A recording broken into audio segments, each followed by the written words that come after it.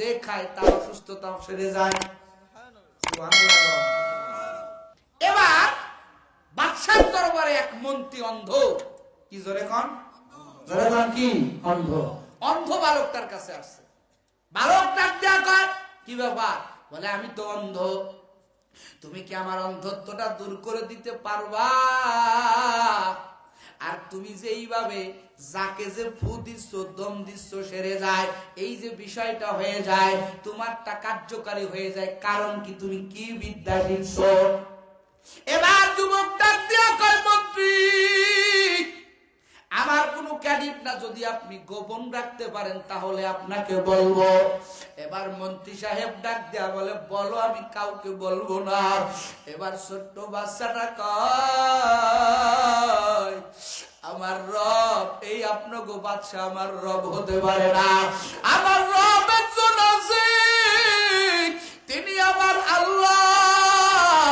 আমি আল্লাহর নামে ফু দেই, আমি সারায়া দেই না, সারায়া দেন কে? এ যুবক জোরে কাউকে। তবে মন্ত্রী সাহেব, আমি আপনার চোখ ভালো করে দেবো, আপনি কাউকে এই কথাটা বলবেন না। আল্লাহর বান্দা ছোট্ট মানুষ, মন্ত্রী চোখে আমার আল্লাহর নাম বলিয়া যেই ফু দিয়েছে, সাথে সাথে মন্ত্রীর দুটা চোখ ভালো হয়ে গেছে।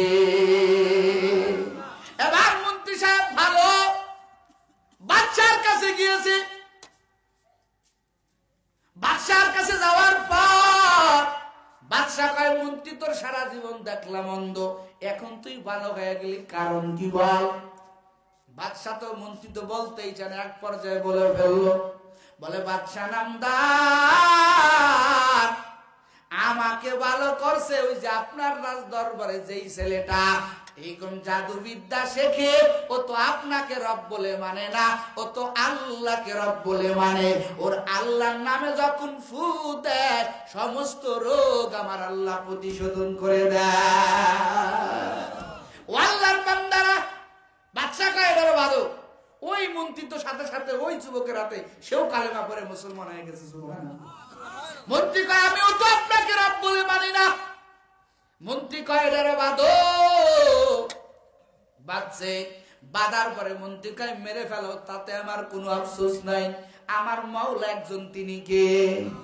আরো আস্তে করেন, তিনি কে? আল্লাহর বান্দা মন্ত্রীকে মেরে ফেলা হলো। যুবককে বাঁধিয়া নিয়ে আসলো। বাদশা কয়, দুধ কলা দিয়া কাল সাপ পুষলাম, তোরে শিখাইলাম জাদু বিদ্যা, তুই আমারে রব বলে মানো না, আর একজনকে মানো। এবার সন্তান কয়, বাদশা আমি আপনাকে রব বলে মানতে পারি না। একটু জোরে জোরে কন্যা সুবহানাল্লাহ। কারণ যাদের ভিতরে আল্লাহর মহব্বত, নবীর তরিকা ঢুকে যায়, রিসালাতের দায়িত্ব ঢুকে যায়, ওই ব্যক্তি জীবন দিতে পারে আল্লাহর দ্বীন থেকে, ধর্ম থেকে, কোরআন থেকে পিছপা হতে পারে না। কথা বল ঠিক কিনা? ও আল্লাহর বান্দারা, যুবক বাদশা কয়, এটার বাঁচায় রাখা যাবে না, এটা সারা জায়গা ভাইরাসের মতো ছড়ায়া যাবে। বাদশা নামদার কয়, যা যা, এই যুবকরে নিয়ে যা, ওই কি কর, একটা জায়গায় বিশাল সমুদ্র, ওই সমুদ্রের মাঝে নিয়ে যা, মাঝে নিয়ে যা, ওরে চুবাইয়া মেরে ফেলা। একটু জোরে কন্যা আল্লাহু আকবার। যুবকরে নিয়ে সৈন্যগুলো রওনা হয়ে গেল। গভীর পানি, নদী যাইয়া এবার যুবক কয়, মালিক, ওরা তো আমাকে মারতে পারবে না, আমার মারার মালিক তো তুমি। সুবহানাল্লাহ কয় না? মরণের মালিক কে? আরো জোরে বলেন, হায়াতের মালিক কে? এজন্য যুবকেরা এই আকীদা মনে রাখবা, দুনিয়ার কোন নাস্তিক, কোন বেঈমান আমাকে মারতে পারে না। আমার হায়াত, আমার মরণ কার হাতে? যুবক যুবক কার হাতে? উলামায়ে কেরাম এই দীপ্ত আকীদা নিয়ে আছে বলেই উলামায়ে কেরাম লোহার শিকল জিনজির পড়তে চুল পরিমাণ দ্বিধাবোধ করে না। নবী ১০০০ বছর আগে বলে গেছেন, সবচাইতে আসানি মৃত্যু শহীদি মৃত্যু। কথা বল ঠিক কিনা? সবচাইতে আসানি মৃত্যু। ইমানদারেরা পরোয়া করে না, মৃত্যু বলে পরোয়া করে না, কারণ মৃত্যু তাদের কাছে উপহার স্বরূপ। সুবহানাল্লাহ, উপহার স্বরূপ। নিয়ে গেছে যুবকরে, অনেক সৈন্য সামন্ত পাঠাইছে। যুবক যখন ডাক দিয়া কয় রব আমার কেউ না, রব কে?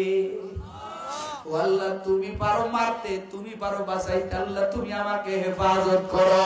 আমার আল্লাহ কয় বান্দা তোর সাথে আমি আল্লাহ আছি। আমার আল্লাহ ওই সমুদ্রের মধ্যে তুফান শুরু করে দিল, সব শূন্য ডুবে ডুবে মরে গেল।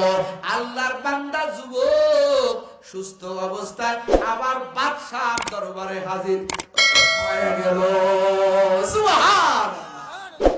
বাদশাহ কয় মরিস নাই, কয় না তুমি তো মারতে পারবে না, আমার মারবেন কে? আমার হেফাজত করবেন কে? এবার বাদশাহ কয় এইভাবে তো যুবকরে মারা যাবে না, ওরে হাতে পায়ে রশি লাগাইয়া পাহাড়ে উঠাইয়া দাও, পাহাড়ে উঠাইয়া ওরে পাহাড় থেকে ছেড়ে দাও, ও করতে করতে পরে পরে মরবে। সৈন্য সামন্ত আবার দিয়া পাহাড়ে উঠাইয়া দেওয়া হলো। যুবক শুধু চক্ষু বন্ধ করে কয় আল্লাহ আমার হেফাজতকারী তুমি একমাত্র আল্লাহ, কেউ আমাকে মারতে পারে না। একটু জোরে কান্না আল্লাহু আকবার। আমার আল্লাহ পুরো পাহাড়ের ভিতরে আমার আল্লাহ কম্পন সৃষ্টি করে দিল, পাহাড় হেলে দোলে, সমস্ত সৈন্যরা পরে পরে পরে পরে মরে।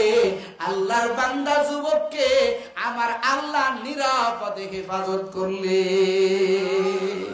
যুবক আবার বাদশার দরবারে হাজির। ও বাদশা, কইলাম না তুমি আমাকে মারতে পারবা না, আমাকে মারবেন কে? আমাকে বাঁচাবেন কে? এবার যুবক কেমন? যুবক কয় ও বাদশা নামদার, তুমি আমাকে এইভাবে মারতে পারবা না, আমি যেই তরিকা বলি এই তরিকায় তুমি আমাকে মারো, তাহলে আমি মরবো, না ছাড়া তুমি আমাকে মারতে পারবা না। একটু জোরে কন্যা আল্লাহু আকবার। বাদশাকে ক তোর তরিকায় মারবো। বাদশা কি কয়? তোর তরিকায় মারবো। তোরা কেমনে মারা যায় ক? বাদশা নামদার সমস্ত রাজ্যের মধ্যে ঘোষণা দিয়া দেন আমাকে মারা হবে। সবাইকে সামনে নিয়ে একটা স্টেজ বানাইবেন। স্টেজ বানানোর পরে আমি আপনারে সামনে সামনে শিখাইবো, সামনে সামনে আমাকে মারবেন, তাহলে আমি মরে যাব। কেমনে কৌশল? বলে আপনি একটা ধনুক হাতে নিবেন, একটা তীর নিয়া আপনি আমার দিকে মারবেন। তবে মারার বেলায় আপনার একটা মন্ত্র শিখাই দেই। এই মন্ত্রটা হলো বিইসমি হাজাল গুলাম রব্বি। এই সত্য ওই বান্দাটা ওই বাদশাকে শিক্ষা দেয়। আপনি শুধু মারার সময় বলবেন আমি মারতেছি বিসমিল্লাহি হাজাল গুলাম। এই গুলামের যেই রব, সেই রবের নামে আমি তীর মারতেছি। একটু জোরে কান আল্লাহু আকবার। বাদশারে মন্ত্র শিখাই দিছে। বাদশা কয় ঠিক আছে, এতটা বোঝে নাই। লক্ষ লক্ষ মানুষ হাজির। ও মাগুরার মুসলমান, ও বগুড়ার মুসলমান, ও গাবতুলির মুসলমান, ও পর্দার আড়ালের আম্মা জানেরা, দেখেন কেমন রবের সাথে সম্পর্ক। এই যুবক জীবন দিয়া দেবে, কোনো টেনশন নাই। যুবকের হাতে পায়ে রশি লাগাইছে, একটা খাম্বার সাথে বাঁধা হয়েছে। বাদশারে বলল বাদশা নামদার যেইভাবে আপনারে আমি তীর মারতে বলছি ওইভাবে মারেন, দেখবেন আমি মরে যাব। বাদশা এবার ধনুকটা হাতে নিয়া তীরটা হাতে নিয়া চিল্লায় বলতেছে বিইসমি রব্বি হাযাল গুলাম। এই গুলামের যেই রব, সেই রবের নামে আমি তীরটা ছুড়লাম। জোরে কান আল্লাহু আকবার। যখনই তীরটা ছুড়ছে ও যুবক, ওরে তীর ছুড়তে দেরি, গুলামটা মরতে দেরি করে নাই। যুবকটা সাথে সাথে মরে গেছে। লক্ষ লক্ষ জনগণ দৃশ্যটা দেখছে কি দেখে নাই? কথা কয় না কে? লক্ষ লক্ষ জনগণ বলে ও বাদশা নামদার তুমি তো রব হতে পারো না, কত তো চেষ্টা করলেই যুবকটাকে মারার জন্য পারলা না। যখন তুমি যুবকের রবের নামে তীরটা মারলা গো, তখন যুবক যেহেতু মরে গেল। তুমি ভণ্ড, তুমি রব না। আমানতু বিল্লাহি বিইসমি হাযাল গুলাম। আমরা ওই যুবকের যেই রব, সেই রবের উপরে আমরা ঈমান আনলাম। লক্ষ লক্ষ মানুষ কালেমা পড়ে মুসলমান হয়ে গেল। বাচ্চা ডাক দিয়া কয় হায় রে যুবক, ওরে ওরে একা মরে গেলি, লক্ষ লক্ষ মানুষে কালেমাওয়ালা বানাইয়া গেলি। বাদশা কয় না না, এদেরকে পুরায় মারা হবে, একটা পরীক্ষা খনন করো। ও আল্লাহর বান্দারা, ও যুবক, যারা আমার মাওলার বড় পাগল, এই বান্দারা মরে যাওয়া বলে ভয় করে না, কথা বল ঠিক কিনা? এই বান্দারা জীবন দেবে হাসতে হাসতে, এরা জীবন দেবে একেবারে পানির মতো, কোন রকমের চুলচেরা করবে না, কারণ তারা জানে আমাদের মরতে দেরি হবে, আমার মাওলার সাথে মুলাকাত দেরি হবে না। একটু জোরে জোরে কন্যা সুবহানাল্লাহ। আমার মালিক বলেন, আল্লাহ পাক বলেন, যারা বলবে